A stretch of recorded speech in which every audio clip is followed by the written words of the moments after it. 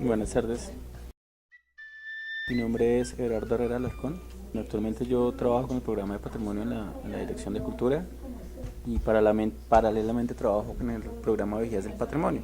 Lo coordino hace más o menos algo más de 2 años aquí en el municipio.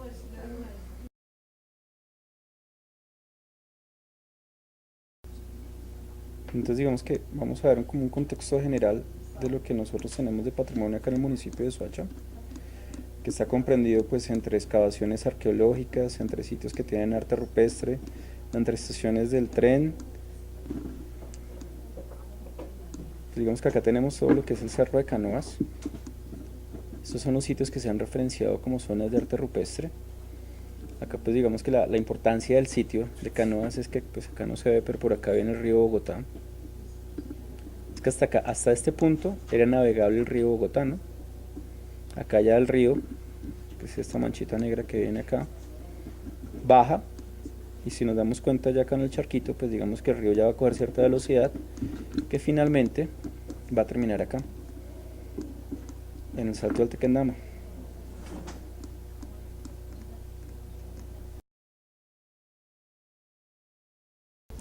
Bueno, yo creo que para hablar del Salto del Tequendama deberíamos hablar un poquito como de todo lo que implica, digamos que geológicamente haya un sitio como el Salto del Tequendama. No sé si ustedes de pronto saben, si tú sabes lo que se habla de referencia pues con el mito fundacional de lo que se llama lo muisca, de la cultura muisca de Bochica. Sí, Bochica entra por Pasca con 7 granos de oro y desde Pasca, Soacha, pues digamos que hace todo un periplo por toda la sabana, llega hasta Sogamoso y pues digamos que lleva ciertos elementos como de eticidad a los grupos que forman lo que se llamó lo muisca, ¿no?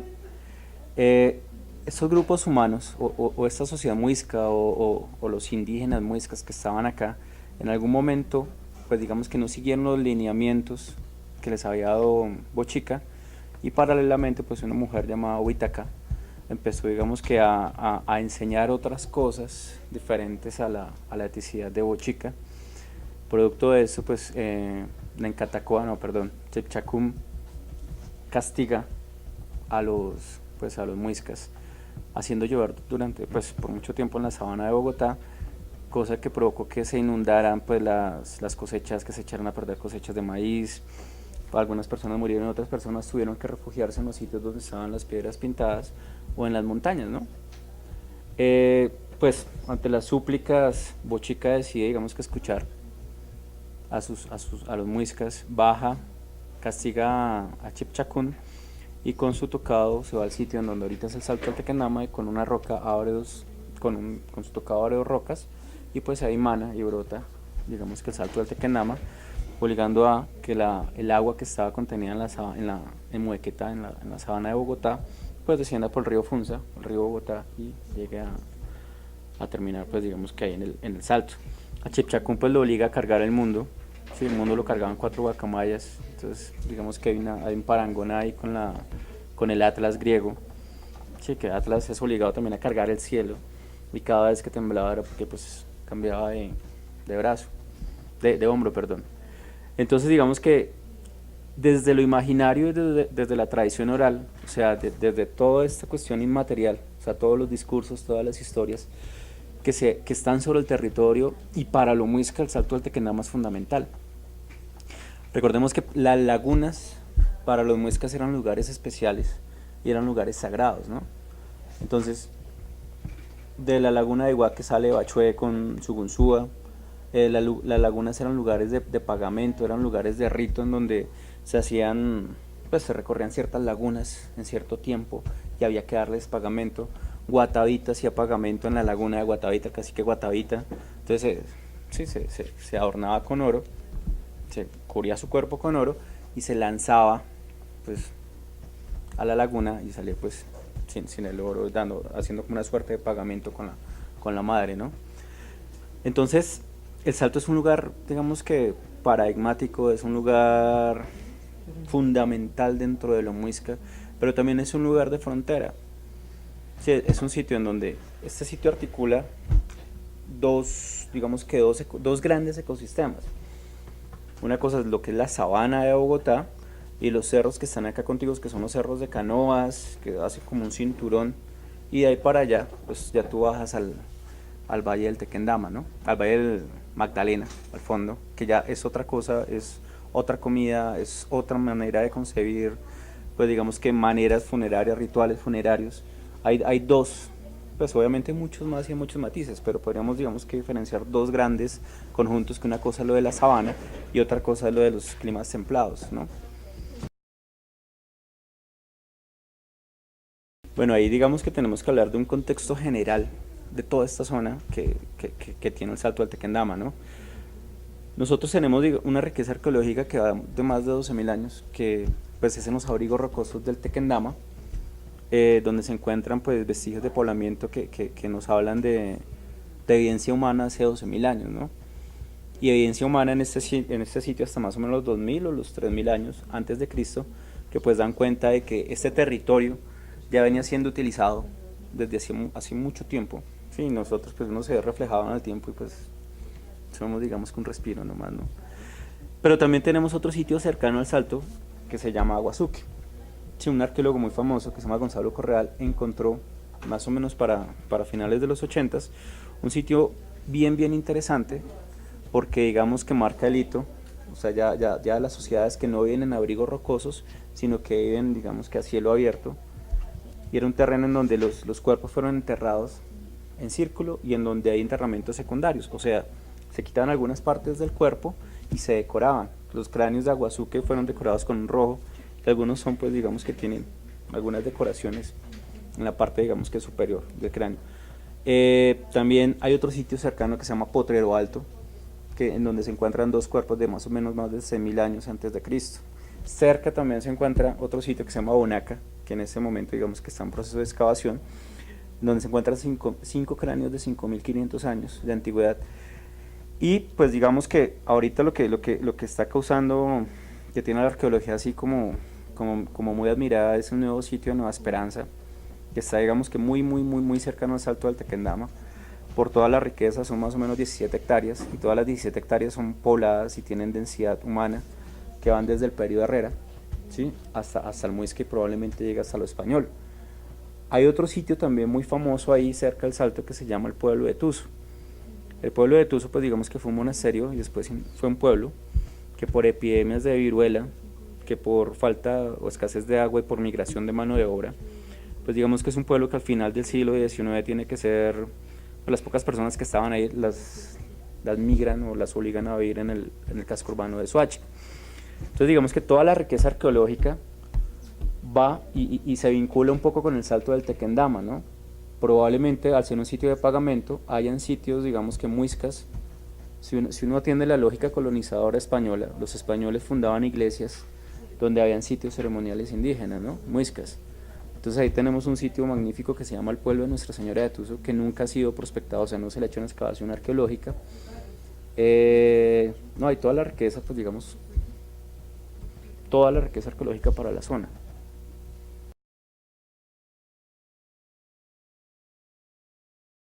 Soacha desde que fue fundada como, si bien probablemente hay un asentamiento muisca, aunque pues digamos que es un error pensar que los muiscas vivían en pueblos y en ciudades como vivimos nosotros, y como los españoles insertaron esa concepción de ordenamiento territorial, pues si bien habían algunos cercados, pues digamos que había más movilidad.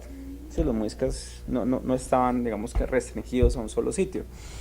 Cuando los españoles fundan el pueblo de San Bernardino de Soacha y fundan el pueblo de Nuestra Señora de Atuso, que está muy cerca al Salto, obligan a la población pues, a reunirse, ¿sí? Y a vivir en un pueblo.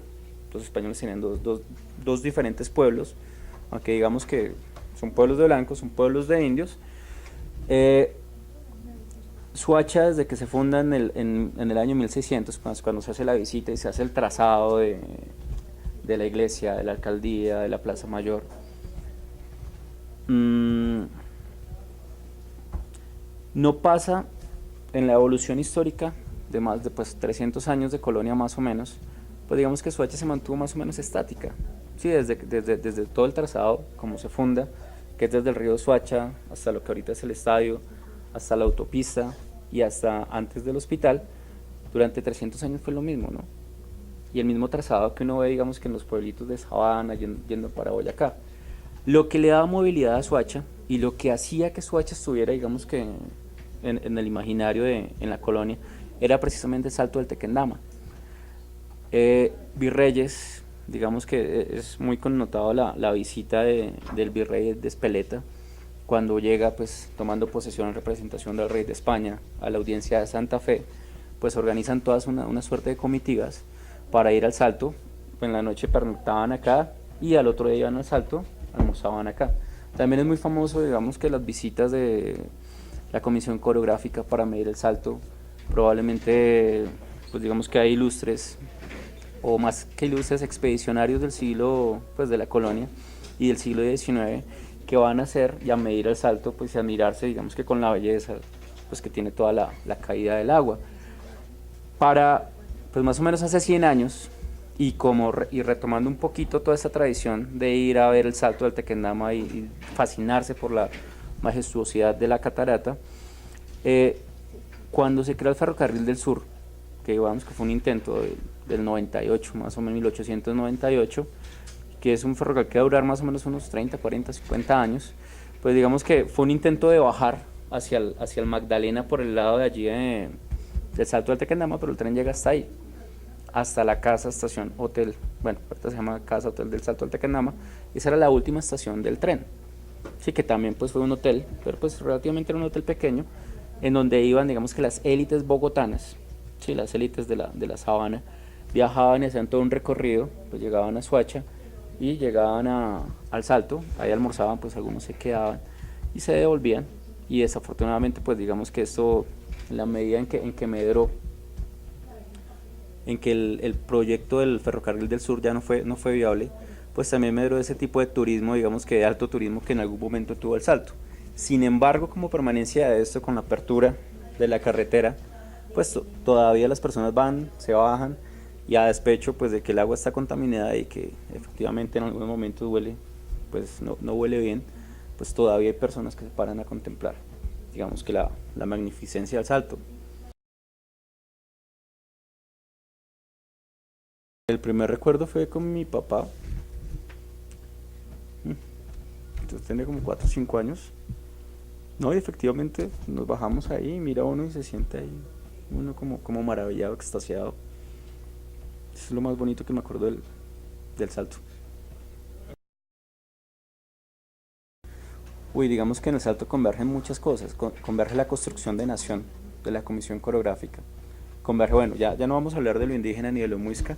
Entonces digamos que desde la construcción de nación, o sea, después de que nos llega toda esta cuestión que se llamó la independencia, pues hay un reconocimiento del territorio, ¿no?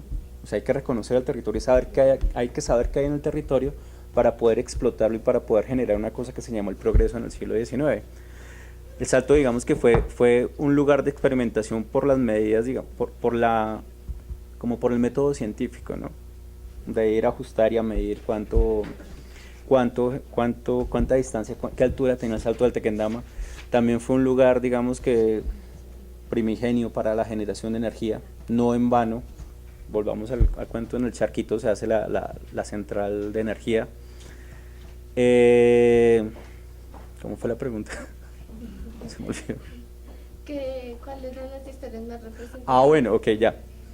Hablamos también de todo el proyecto fallido de lo que fue el Tren del Sur. Sí, han habido proyectos ahí y hay historias que se tejen ahí. Producto de este Tren del Sur, de este Ferrocarril del Sur, es que se hace el Hotel del Salto. Pero también digamos que paralelo a eso, el Salto adquiriendo una importancia, y es toda esta historia del suicidio, sí, toda la crónica negra, toda la crónica roja de mediados de siglo, toda la pelea entre el tiempo y el espectador por coger la primicia, los suicidas, por mirar, digamos que se empezó a tejer como un romanticismo en torno al suicidio y a quien se iba a lanzar del Salto del Tequendama. Incluso también el Salto fue un sitio que en la época del narcotráfico, pues hablamos de los 90s, pues fue un sitio en donde se mandaban las camionetas, ¿sí? Las Carezápolas, Toyotas nuevecitas, y ahí se botaban.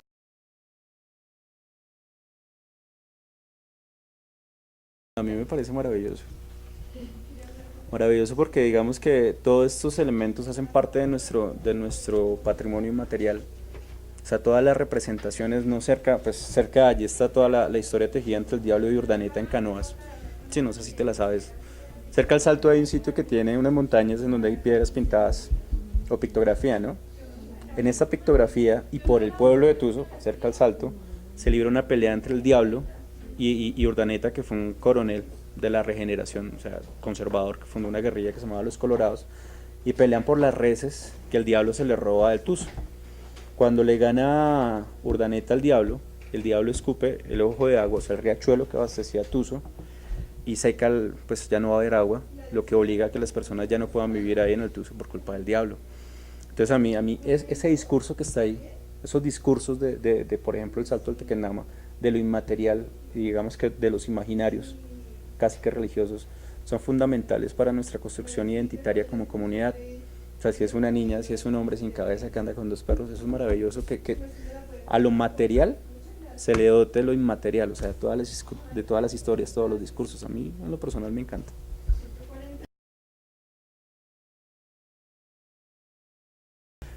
Bueno, ahí desafortunadamente en un momento dado, o sea, y ahí es donde hablamos un poquito como de cuál es la problemática con nuestra identidad comunitaria.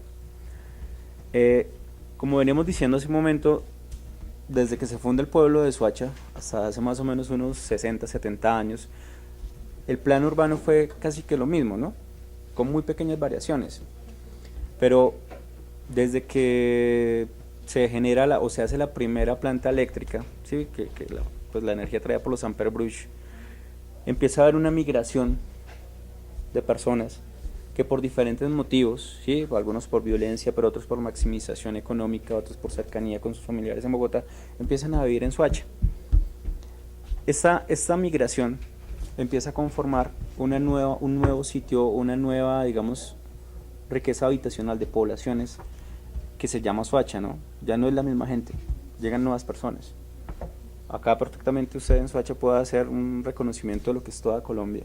Sí, hay comunidades afro, hay comunidades pijao, hay comunidades paeses, ron. Entonces, al no haber un discurso identitario fuerte, pues cuando llegan estas poblaciones, pues hay un desconocimiento. Muy pocas personas saben que el Salto del Tequendama es de Soacha, lo asocio más con San Antonio del Tequendama. Entonces digamos que la apropiación en torno a la generación de identidad no ha sido la más adecuada. Precisamente para eso se crea un grupo como Viajes del Patrimonio, por la necesidad que tiene la comunidad de reconocerse, ¿no?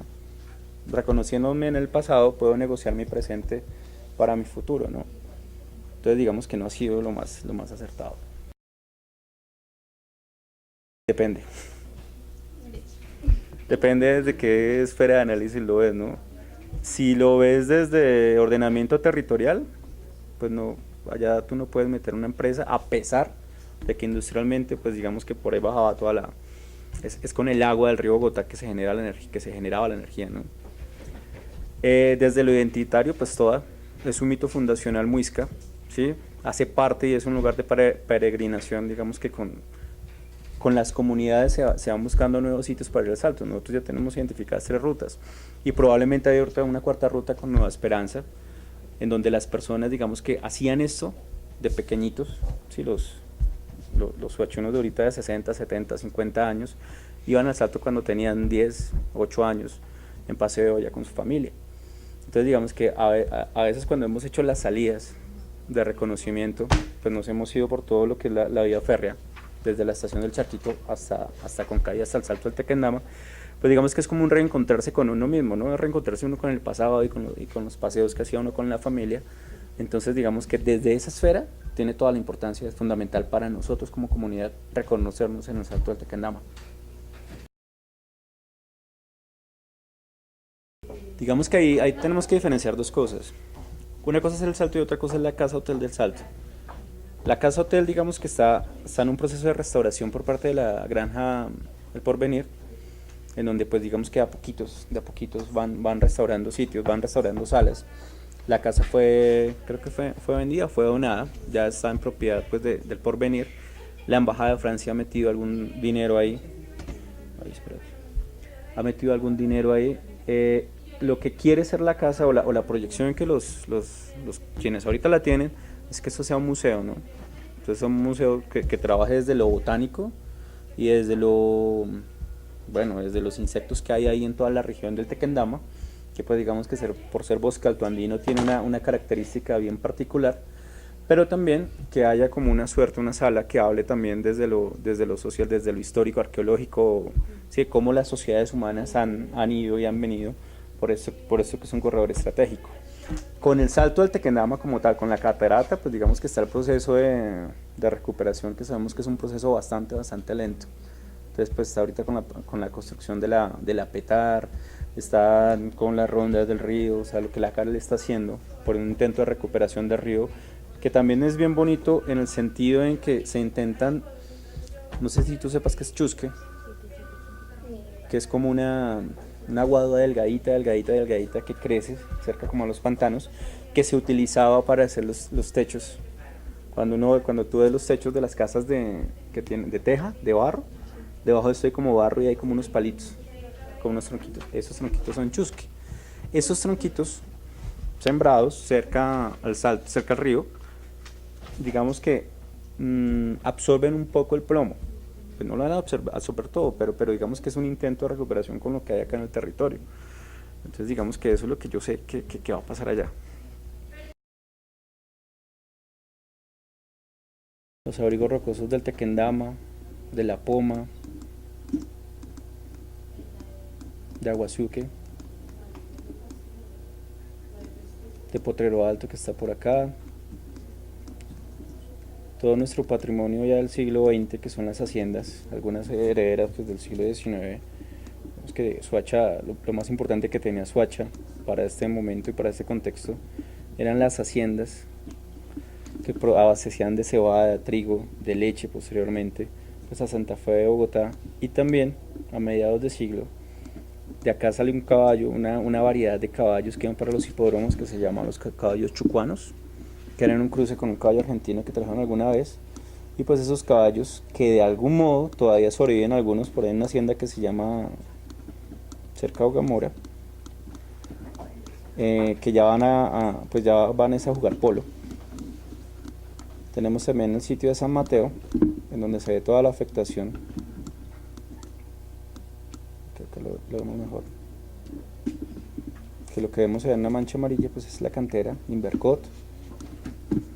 También es la urbanización privada, sí, la urbanización pensada y planificada, pero también la urbanización que no se ha pensado, ¿no? Entonces, sobre este sitio, que contiene más o menos unas 12, 14 piedras, que tienen arte rupestre, esta franja que vemos nosotros acá, es una proyección de un conjunto cerrado que quieren hacer ahí, pues obviamente no contemplando la riqueza arqueológica que tiene el sitio. Perfectamente Soacha, que no tiene un espacio verde, que no tiene un parque metropolitano, este cerro podría ser nuestro parque ecológico arqueológico. Acá ya viene la cantera, ya seguramente esto ya lo quitaron. Acá hay una roca que hace resistencia, que es la roca número 10, que está ahí en el borde, por donde viene la carretera. Ahí tenemos, digamos que todo el ámbito que es la CAR, la competencia, ahí es donde vemos también por parte del ICANN, hay como un vacío, en donde lo que dice la norma es que siempre y cuando se conserve la piedra, o sea, el pictograma que está en la piedra, pues no va a haber una suerte de afectación. Sin embargo, uno sí se da cuenta que si no está la roca, con un contexto construido por el viento, por la tierra, por los factores vegetales que están ahí, pues difícilmente digamos que se va a conservar como el sitio. Eso pues digamos que está ahorita en su cuestión ahí medio jurídica, entonces esperamos que no se construya. Tenemos también acá, esta es la famosa Piedra Gorda. Acá pues hay una roca que cuando yo era muy pequeño, uno subía acá por el Parque Cagua y hacía el popular paseo de olla, salía de Piedra Gorda y se metía por acá y bajaba. Ay, pero que me perdí. Y bajaba acá a San Mateo. Pues por las canteras ya uno no puede hacer eso. Ahí digamos que la normatividad de patrimonio es muy reciente y ha sido pues un diálogo con los urbanizadores para que implementen las medidas, las licencias arqueológicas. Algunos lo hacen, otros no lo hacen. Acá sobre estos cerros, estos son los cerros de las Dos Tetas, está el Barón del Sol, la Piedra 23, y todo lo que es el Valle de Fusunga, Panamá, en donde se encontró pues digamos que un sitio en la ladrillera Santa Fe, por allá en los 30s, 40s, que lo excavó primero Raigel Dolmatov y luego Eliezer Silva Celis, en donde se encontró cerámica, se encontraron materiales líticos, se encontraron cuerpos, y toda esta que es la zona, digamos que rural del municipio, que es bien bonita, ¿sí? El nacimiento del río Suacha, lo que es Aguas Vivas, lo que es Romeral, ¿sí? Toda esta zona que nosotros compartimos con Cibate y que hace parte del páramo, ¿no? Y acá muy cercano, en Pasca, está la Laguna de los Colorados y la Laguna de Luche. O sea que perfecto. Acá tenemos otra piedra que es de las más bonitas y es, digamos que a pesar de estar en una cantera, que acá no sé, pues es como un ejemplo para cómo desde que se haga la cosa bien hecha puede como coexistir patrimonio y minería. Y es que ahí donde, en la piedra del vínculo, el infinito, acá donde se ve, esa roca está toda llena de manos, y manos de diferentes formas, de formas no, de diferentes tamaños, con diferentes pigmentos pues caracterizados por el paso del tiempo, lo que quiere decir que grupos pasaron y dejaban su impronta. Allá lo que hacen es que el dueño de la cantera crea una cosa que se llama el Centro Cultural El Vínculo. Digamos que el vínculo porque estaba asociado con la hacienda El Vínculo, en donde supuestamente nace el que escribió la Manuela, ¿cómo se llama? Eugenio Díaz Castro y Joaquín Piñeros Corpas. Entonces, lo que hacen es hacer un cierre, digamos que empiezan a levantar como montañitas elípticas, ¿sí? En forma de espiral, para minimizar la afectación que por particulación de cantera puede caer sobre el panel de la piedra. O sea, cuando sale la arena pues sale al viento, a veces se pega en los paneles de las piedras, lo que hace que se vaya borrando de a poquitos la pintura que está ahí. Lo que hacen acá los señores es que encierran y los vientos que llevan la arena pues van a pasar por encima y se van a ir para otro lado. Eso es como de los únicos casos que uno pueda reconocer paradigma, o sea que pueda uno dar como ejemplo de que una cosa se puede hacer con la otra.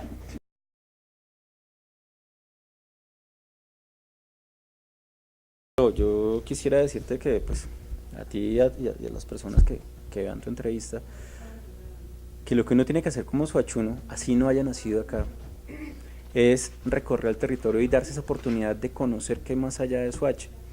O sea, yo tengo que para hablar, uno para ver una cosa como es, decía un filósofo, hay que verla con dos ojos, uno de amor y uno de odio, ¿no?